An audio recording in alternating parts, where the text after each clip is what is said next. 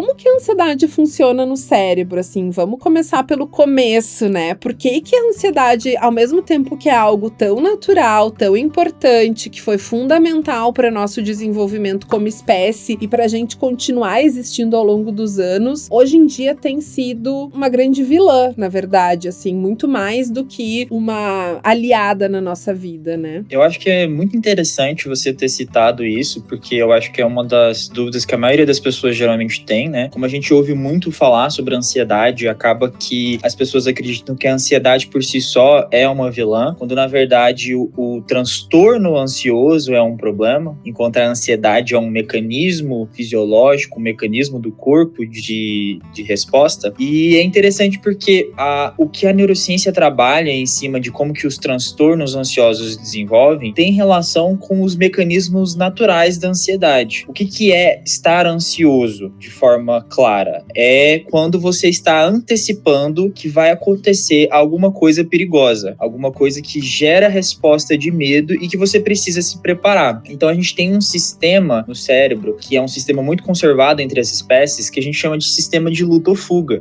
que basicamente é um sistema que vai identificar ameaças, identificar situações perigosas, situações que geram estresse e preparar o corpo para poder fazer essas duas opções, ou lutar ou fugir. Quando a gente pensa numa perspectiva evolutiva, né, das espécies, isso é muito importante porque, por exemplo, os primatas vivem lá na selva e eles precisam a todo momento estarem prontos para encontrar um predador e conseguir fugir desse predador, ou se não der para fugir, conseguir lutar. E como esses mecanismos do cérebro, eles ficam conservados, o mesmo acontece na nossa espécie. Só que o que acontece?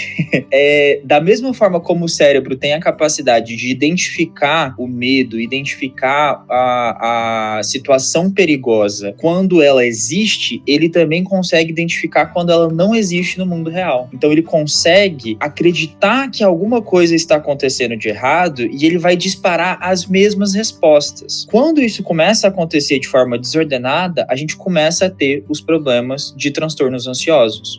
É clássico falar que todo ansioso inventa um monte de coisa na cabeça, um monte de situação que não existe, mas que ele vai ficar achando que está existindo. Então ele acha que as coisas estão desmoronando, quando às vezes as coisas não estão desmoronando. E aí ele vai ter todas essas respostas de atividade do sistema de luta ou fuga.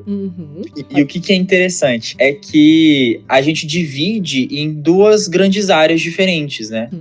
Como os transtornos de ansiedade são classificados através de dois grandes sintomas, que é o medo e a preocupação excessiva, a gente separa duas áreas do cérebro que são principais para essas duas coisas. A área do medo é uma área que a gente chama de amígdala, né? Não a amígdala da garganta, porque muita gente sempre confunde, mas ela chama amígdala porque ela parece uma amêndoa mesmo. E essa área da amígdala, ela é como se fosse um guarda que fica sempre de alerta para as coisas que estão acontecendo. Então toda vez que a gente está conversando, fazendo as coisas do cotidiano, ela está em alerta para saber se alguma coisa perigosa vai acontecer. Quando ela acredita que alguma coisa vai acontecer, ela dispara uma série de reações que vão gerar a resposta de fuga, de luta ou fuga, né? A resposta de medo. Que a gente pode citar que é aumento de velocidade de batimento cardíaco, aumento da pressão arterial, vai modificar o fluxo sanguíneo, por exemplo, no intestino e no estômago, por isso que muita gente tem enjoo, porque ele vai tirar sangue do intestino, porque no momento de estresse, de luta ou fuga, você não tem que ficar pensando em digerir comida, você tem que pensar em sobreviver. E a parte de preocupação excessiva já é uma parte que está mais relacionada com diferentes áreas do córtex, que são principalmente do córtex pré-frontal, que fica aqui na frente, né? Que é uma área muito importante para o raciocínio complexo. E aí, de forma muito simples, é mais ou menos como se tivesse uma superativação dessas áreas de pensamento, fazendo com que você tenha a ruminação, que é aquele pensamento que fica indo e voltando, indo e voltando, indo e voltando, pensando que as coisas estão erradas ou que alguma coisa vai acontecer. Então essa,